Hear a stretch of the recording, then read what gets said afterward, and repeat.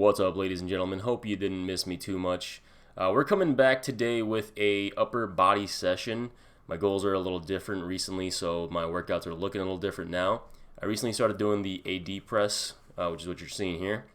Now that could be either an anterior delt press or an Alex Leonidas press, however you want to spin it. But it's a great movement for hitting that overhead pressing, vertical pressing pattern without much stress on your lower back. And here I'm only doing about, I think, 105 pounds. And I'm kind of just going for sets of 8 to 12, knocking them out. And I do hit failure not too long into this video as well. And I've been doing pre-exhaust methods for my shoulders to get some extra size in that area because it's a portion where I have some pretty shit genetics, so it's something I have to do, and I kind of explain that here. So what I'm doing here is I got the compound out for the shoulders, so make sure that the shoulders hit failure, because I tend to have an issue with that. I like to finish them off with set front raises.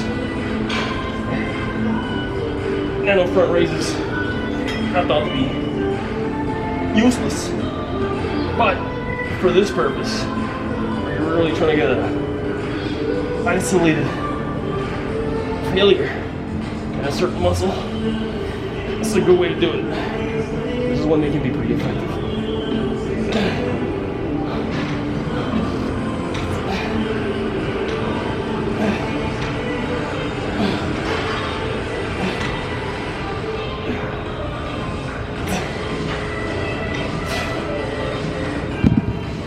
And so now I can be sure that my shoulders have hit failure.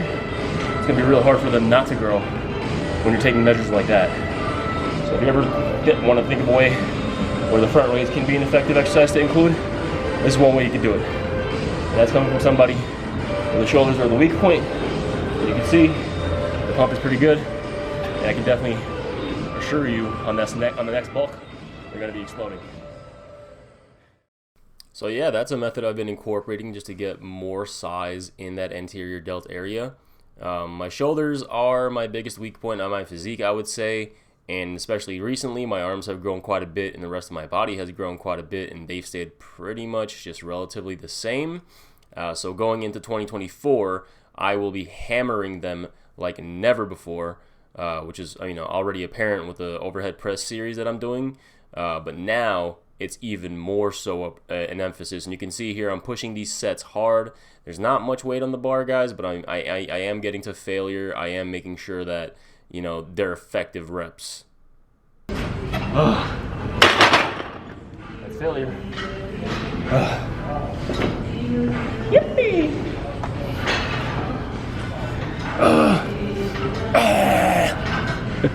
Alright, moving on. So we're hitting some machine rows here. You can see I'm taking it as clean as possible with the technique, all to failure each set. So I'm doing 3 sets all to failure. The reason I do it like that is because, well, it's a machine, so might as well. I don't really care too much about necessarily adding weight. Obviously, I'm tracking my reps and the weight on this machine or this movement, and every time I do it, I try to do better than last time.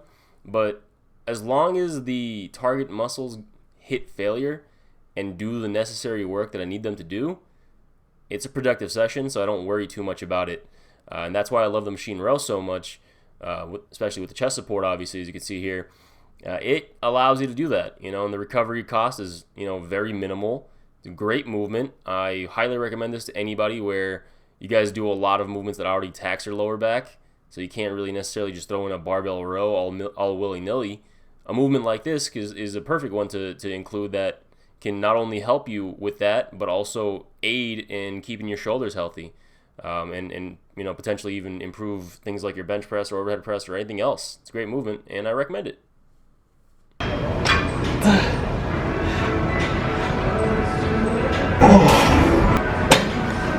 All right, moving on, we're hitting some rear delts. Just for the sake of injury prevention and, of course, just having a nice pair of well-developed rear delts. For that, I love the reverse pec deck, as you can see me doing here. Typically, I'll do 3 sets of 5 to 20 reps. But I'll push that sometimes to 5 sets, just depending on how I feel. If I can handle more, I will do more. And yeah, so it's hitting the rear delts is really good for injury prevention, guys, and you get that cat 3D look the more developed that they become. And a rear delt pump just makes your life better. Everything just looks better, so I'd highly recommend you don't skip isolating them and really pushing them. And now we get into the real meat and potatoes of this workout, the bench press. So the reason I sequence the movements the way I have in this upper body session so far is to kind of just get everything warmed up and get the motor patterns fine-tuned for when I would eventually start hitting the bench. Because none of those movements really tax my performance all that much. And what I'm attempting here is 3 sets of 7 with 225, which is something I've never done before at the current body weight that I'm at, which is somewhere, I believe in this video, I was as low as 176, and I've never done anything along that line of performance, unless I was in like the 180s or maybe in the 190s, and I do in fact get 3 sets of 7, so this is a big bench PR actually. Some pretty exciting stuff here, man. 3 sets of 7 with 225 at 177 or so, which gives me a very good kind of idea of what kind of body weight it's going to require for me to be at to hit 315. Essentially, I'm not far off because right now for a 1 rep max, based on the way this is moving, based on the way everything's kind of going, it's already at 280. So over 100 plus pounds body weight, right, for a 1 rep max. So getting to a 315 bench press when I actually get back on the bulk after this cut is going to be pretty easy. It's going to be kind of like a walk in the park, honestly. So stay tuned. I mean, that's going to be the conclusion for this workout. You have a great rest of your day, and hopefully I don't fucking get lazy.